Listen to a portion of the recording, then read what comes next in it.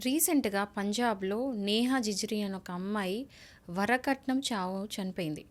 మనము ఈ మధ్యలో మాట్లాడుకుంటున్నాం 498 గురించి మాట్లాడుకుంటున్నాము. 498 ఫేక్ కేసెస్ గురించి మాట్లాడుకుంటున్నాము. హస్బెండ్‌ని వైఫ్స్ వచ్చి చంపడం మాట్లాడుకుంటున్నాము. ఎందుకంటే ఈ మధ్య రీసెంట్‌లా ఈ వైఫ్ మీద అయ్యే క్రైమ్ కంటే హస్బెండ్ మీద వైఫ్ చేసే క్రైమ్ ఎక్కువ వింటున్నాం. అది అందరికీ తెలిసిందే.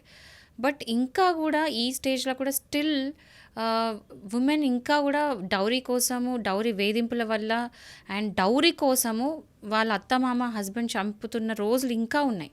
సో, ఈ ఇన్సిడెంట్ చెప్తూ ఏంటంటే, పంజాబ్‌లో ఒక అమ్మాయి నేహా జిజ్రీ అని 5 మంత్స్ బ్యాక్ ఆమె పెళ్లయింది. కానీ రీసెంట్‌గా ఏందంటే ఒక 2 డేస్ బ్యాక్ వాళ్ళ పేరెంట్స్ కాల్ వచ్చింది. ఇట్లా నేహా అంటే హాస్పిటల్‌లో అడ్మిట్ అయిందని చెప్పేసి.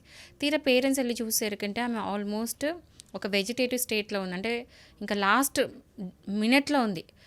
తీరా చూస్తే ఏందంటే బాడీ మీద మొత్తం ఇంజురీస్ ఉన్నాయి. అసలు చాలా కొట్టినట్టు కనిపిస్తుంది క్లియర్‌గా. అండ్ పేరెంట్స్ వచ్చాక ఆమె చనిపోయింది. బట్ వాళ్ళ పేరెంట్స్‌కి డౌట్ వచ్చేందంటే 5 మంత్స్ బ్యాకే కదా పెళ్లయింది అని చెప్పేసి ఎంక్వైరీ చేస్తే అర్థమైంది ఏందంటే, కట్నం కోసం, జస్ట్ కట్నం కోసం ఆ అమ్మాయి ప్రాణాలు తీశారు. వాళ్ళ ఫాదర్ ఇన్‌లా, వాళ్ళ మదర్ ఇన్‌లా అండ్ వాళ్ళ హస్బెండ్ కలిసి.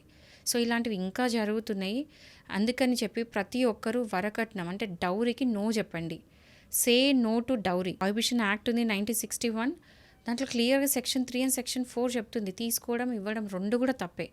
సో, ఎవ్వరు కూడా ఇప్పుడు యూత్ మీరందరూ కూడా ఏంటంటే నో చెప్పండి కట్నంకి. అమ్మాయి చదువుకొని మంచిగుంటే సరిపోతుంది కదా! ఇంకా కట్నం ఎందుకండి? ఎట్లాగో ఆ అమ్మాయిని ఎలా చదివిపిస్తారు. దానికి ఖర్చే పెడుతున్నారు కదా! మీరు కూడా మీ సిస్టర్స్‌కి ఇవ్వకండి. మీరు తీసుకోకండి. సో, ఈ అవేర్‌నెస్ అని తెచ్చుకుంటే చాలా బావుంటది. అండ్ ఈ ఇన్సిడెంట్ నన్ను చాలా కదిలిపివేసింది.